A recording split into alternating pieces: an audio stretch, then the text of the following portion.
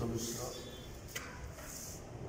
ମୁଖ୍ୟ ସମ୍ପାଦକ ଶ୍ରୀଯୁକ୍ତ କାଳିଚରଣ ନାୟକ ମହୋଦୟ ଏବଂ ସମ୍ମାନିତ ଅତିଥିବୃନ୍ଦ,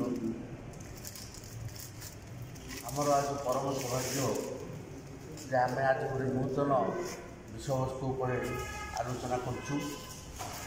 ଏ ସମ୍ପର୍କରେ ବିଶେଷ ଭାବରେ ଆମର ତ୍ରିପାଠୀ ମହୋଦୟ ଏବଂ ପଣ୍ଡା ବାବୁ ବହୁତ ସୁନ୍ଦର ଭାବରେ ଆଲୋଚନା କରୁଛନ୍ତି।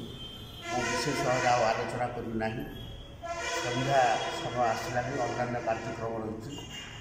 ମୁଁ କିନ୍ତୁ ଲକ୍ଷ୍ମୀ ପୁରାଣ ସମ୍ପର୍କରେ ସମ୍ୟକ ଭାବରେ ତାର ସାମାଜିକ ଏବଂ ସାଂସ୍କୃତିକ, ନୈତିକ ଏବଂ ଆଧ୍ୟାତ୍ମିକ ମୂଲ୍ୟବୋଧ ଉପରେ ସମ୍ୟକ ସୂଚନା ଦେବି। ସଂକ୍ଷିପ୍ତରେ ଯେ ବଳରାମ ଦାସ ଓଡ଼ିଆ ସାହିତ୍ୟର ଜଣେ ବିଶିଷ୍ଟ କବି ଏବଂ ସେ ପଞ୍ଚସଖା ସାହିତ୍ୟ ଓଡ଼ିଆ ସାହିତ୍ୟରେ ସୁବର୍ଣ୍ଣ ଯୁଗ ଭାବରେ ପରିଚିତ ଥିଲା। ବଳରାମ ଦାସ, ଜଗନ୍ନାଥ ଦାସ, ଅନନ୍ତ ଦାସ, ଯଶୋବନ୍ତ ଦାସ ଏହିଭଳି ପଞ୍ଚସଖା ଓଡ଼ିଆ ସାହିତ୍ୟର ଧର୍ମୀୟ ଉତ୍ସାହ ଭାବନାକୁ ସେମାନେ ସମାଜରେ ବାଣ୍ଟି ଯାଇଛନ୍ତି। ବଳରାମ ଦାସଙ୍କର ଜଗମୋହନ ରାମାୟଣ, ଅଚ୍ୟୁତାନନ୍ଦଙ୍କର ହରିବଂଶ, ଜଗନ୍ନାଥ ଦାସଙ୍କର ଭାଗବତ ଦେଶବାସୀଙ୍କୁ ଧର୍ମୀୟ ଉତ୍ସାହ ଭାବନାରେ ଉଦ୍ବୁଦ୍ଧ କରିଛି। ଲୋକଙ୍କର ଏ ବାବଦ ବିଶ୍ୱାସ ଅଛି ଯେ ଯେଉଁମାନେ ଭାଗବତ ପଢ଼ନ୍ତି, ରାମାୟଣ ପଢ଼ନ୍ତି ବା ଶୁଣନ୍ତି ସେମାନେ ଜୀବନରେ ମୋକ୍ଷ ପାଇଥାନ୍ତି।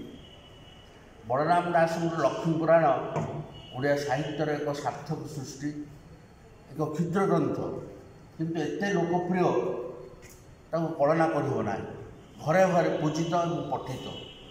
ଏବେ ମଧ୍ୟ ବିଶ୍ୱାସ ଅଛି ଲୋକଙ୍କର ଯେ ଯେଉଁମାନେ ଲକ୍ଷ୍ମୀ ପୁରାଣ ପଢ଼ନ୍ତି ବା ଶୁଣନ୍ତି ସେମାନେ ଜୀବନରେ ମୋକ୍ଷ ପାଇଥାନ୍ତି। ଆମେ ଆଜି ଛୁଆଁ ଭେଦଭାବ କଥା କହୁଛୁ, କିନ୍ତୁ ବଳରାମ ଦାସ 1000 ବର୍ଷ ପୂର୍ବେ ଛୁଆଁ ଭେଦଭାବ କଥା କହିଛନ୍ତି ଯେ ଆନଟଚେବିଲିଟି ବା ଅସ୍ପୃଶ୍ୟତା ସମାଜରେ କଳଙ୍କ। ଆଜି ଆମେ ଏ କଥା କହୁଛୁ, କିନ୍ତୁ ବଳରାମ ଦାସଙ୍କର ଏତେ ଦୂରଦୃଷ୍ଟି ଥିଲା, ଏତେ ଦୂରଦୃଷ୍ଟି ସମ୍ପନ୍ନ କବି ଥିଲେ ବଳରାମ ଦାସ। ସେ ସମୟରେ କହିଥିଲେ ଛୁଆଁ ଭେଦଭାବ ନାହିଁ ସମାଜର, ଏ କଳଙ୍କ। ମହାଭାରତରେ ମଧ୍ୟ ବର୍ଣ୍ଣିତ ଅଛି ଲକ୍ଷ୍ମୀଙ୍କର ବନ୍ଦନା, ଲକ୍ଷ୍ମୀଙ୍କର ଆଧ୍ୟାତ୍ମିକ ଚେତନା ଏବଂ ଲକ୍ଷ୍ମୀଙ୍କର ମାହାତ୍ମ୍ୟ, ଲକ୍ଷ୍ମୀଙ୍କର ଜନ୍ମ।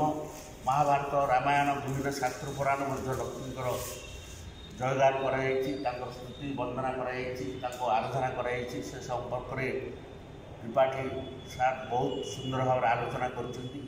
ଆଉ ବିଶେଷ ସମୟ ନାହିଁ ଯେ ମହାଲକ୍ଷ୍ମୀଙ୍କର ଗାଥା, ମହାଲକ୍ଷ୍ମୀଙ୍କର ବିଷୟରେ ଆପଣମାନେ ଲକ୍ଷ୍ମୀ ପୁରାଣରେ ସମସ୍ତେ ପଢ଼ିଛନ୍ତି।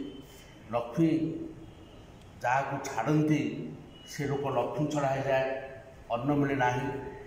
କିଏ ଜଗନ୍ନାଥ ମଧ୍ୟ ଏଥିରୁ ବାଦ ପଡ଼ିନାହାନ୍ତି। ସ୍ୱୟଂ ଜଗନ୍ନାଥ, ବଳଭଦ୍ର ମଧ୍ୟ ଅନ୍ନ ଛଡ଼ା ହେଇଯାଇଛନ୍ତି, ଲକ୍ଷ୍ମୀ ଛଡ଼ା ହେଇଯାଇଛନ୍ତି। ତେଣୁ ଲକ୍ଷ୍ମୀଙ୍କର ମାହାତ୍ମ୍ୟ ଅକଳନ, ଲକ୍ଷ୍ମୀଙ୍କର ମାହାତ୍ମ୍ୟ ଶେଷ ନାହିଁ। ସେ ଆମର ଆରାଧ୍ୟ ଦେବୀ ଏବଂ ସେ ଲକ୍ଷ୍ମୀ ପୁରାଣରେ ଆଉ ଗୋଟିଏ କଥା ସୁନ୍ଦର ଭାବରେ ବର୍ଣ୍ଣନା କରାଯାଇଛି ଆମର ସାମାଜିକ ଚେତନା ସମ୍ପର୍କରେ। ଗୁରୁବାର ଦିନ କେମିତି ପିଲାଙ୍କୁ ମାରିବା ନାହିଁ, ଗୁରୁବାର ଦିନ କେମିତି ଆମେ ଘରଦ୍ୱାର ପରିଷ୍କାର ପରିଚ୍ଛନ୍ନ କରିବା, ଏ ସାମାଜିକ ବାର୍ତ୍ତା। ଲକ୍ଷ୍ମୀ ପୁରାଣରେ ସାମାଜିକ ବାର୍ତ୍ତା ରହିଛି, ଆଧ୍ୟାତ୍ମିକ ଚିନ୍ତନ ରହିଛି, ଚେତନା ରହିଛି ଏବଂ ଏଗୁଡ଼ିକ ମାନବ ଜୀବନକୁ ଉଦ୍ବୁଦ୍ଧ କରିଛି ଓ ଅନୁପ୍ରାଣିତ କରିଛି। ଯୁଗ ଯୁଗ ଧରି 1000 ବର୍ଷର ପୁରାଣ, ଆହୁରି 1000 ବର୍ଷ, ଲକ୍ଷ ଲକ୍ଷ ବର୍ଷ ମଧ୍ୟ ରହିଛି। ଲକ୍ଷ୍ମୀ ପୁରାଣର କୌଣସି ତୁଳନା ନାହିଁ ଏବଂ ସାମାଜିକ ଚେତନାରେ ଉଦ୍ବୁଦ୍ଧ ହେଇଛି। ଆମେ ମହାଲକ୍ଷ୍ମୀଙ୍କର ଗାନ କରିବା, ଜୟଗାନ କରିବା।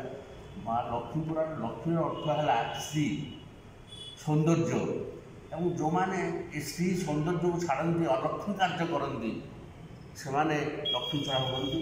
ତେଣୁ ଆଜି ଗୋଟେ ଭଲ ପବିତ୍ର ଦିବସ। ଆମେ ସଂଖ୍ୟାରେ କମ୍ ହେଲେ ମଧ୍ୟ ଆମେ ସୁନ୍ଦର ଭାବରେ ଆଲୋଚନା କରିଛନ୍ତି ଲକ୍ଷ୍ମୀଙ୍କର ବିଷୟରେ, ଲକ୍ଷ୍ମୀଙ୍କର ଆରାଧନା ବିଷୟରେ। ତେଣୁ ମୁଁ ଅଧିକ ବିଶେଷ କହିବି ନାହିଁ। ଲକ୍ଷ୍ମୀଙ୍କର ଆରାଧନା କରିବା, ଲକ୍ଷ୍ମୀଙ୍କର ଚିନ୍ତା ଚେତନାରେ ଆମେ ଉଦ୍ବୁଦ୍ଧ ହେବା। ସମସ୍ତଙ୍କୁ ଧନ୍ୟବାଦ।